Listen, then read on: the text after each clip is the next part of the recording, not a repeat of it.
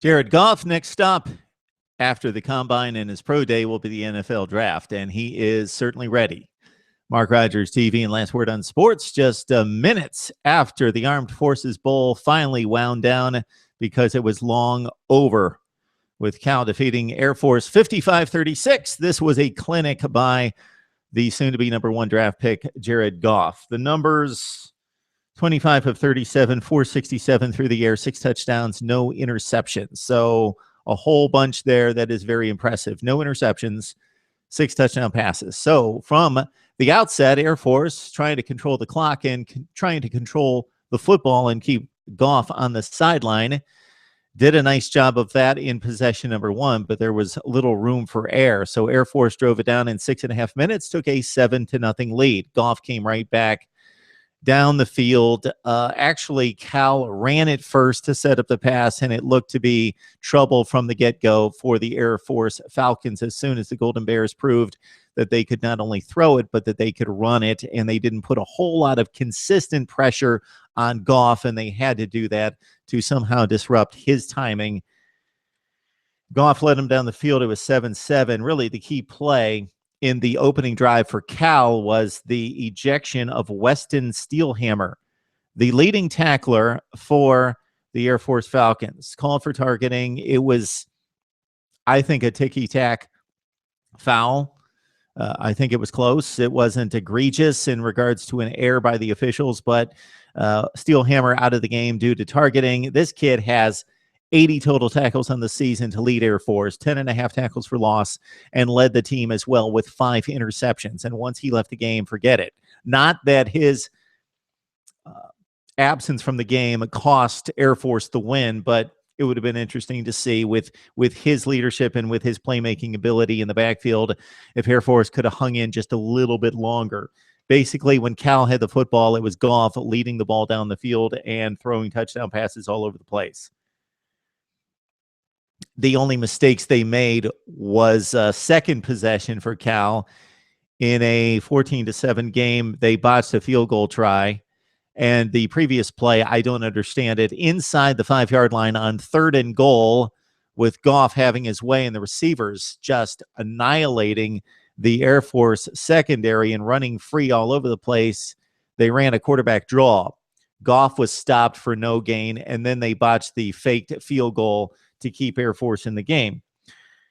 Air Force was doing their thing on offense, and they were stopped on every other drive through the first 5 or 6 drives of the game, but they tied it up at 14.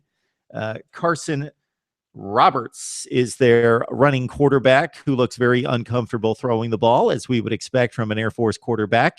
He did go 6 for 12, and they take shots down the field.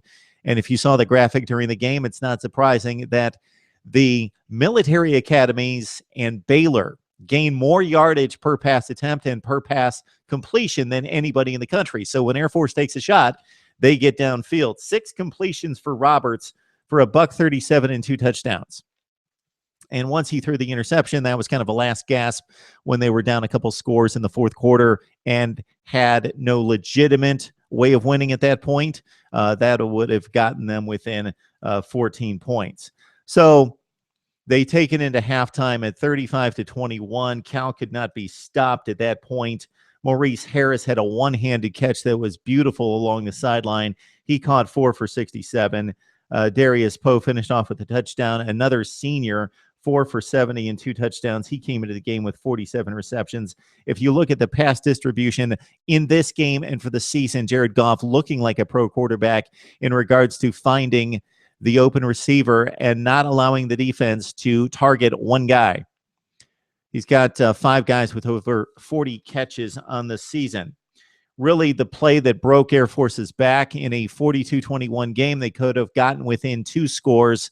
They drove it the length of the field, and their number one running back, Jacoby Owens, fumbled at the 1-yard line. The ball rolled out of bounds just on the wrong side of the pylon for the Air Force Falcons, out of bounds, touchback going back to Cal in a 42-21 game, and that was pretty much it from there in a 55-36 demolition. Goff, again, 6 touchdown passes, no interceptions. He finishes the year 43 scores, 13 picks for Jared Goff, and what a career he had in stepping in as a freshman, being handed the reins of a program and an offense that was in disarray behind a ragtag offensive line. He took a beating, led Cal to the brink of a bowl game last year, made it to postseason play this year, and defeated some really good football teams, including Oregon. And Cal wins the bowl game to finish at 7-6. Not only does Goff go to the NFL, but a number of his top targets leaving Cal as well. Bryce Treggs, who caught 4 passes on this game for $143 and a touchdown. He's a senior. Trevor Davis, a senior, one of the leading receivers. Kenny Lawler, who we mentioned earlier, caught 3 touchdowns and 5 receptions in the bowl game, caught 52 on the season for 13 touchdowns.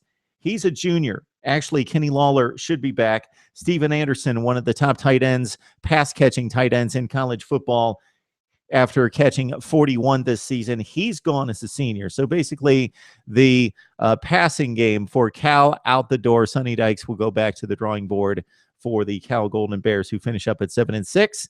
Air Force under Coach Troy Calhoun back in the mix in postseason play after having a down 2013. Would love to hear what you have to say, Cal fans, Air Force fans, about your football teams this season and going forward right here on Mark Rogers TV.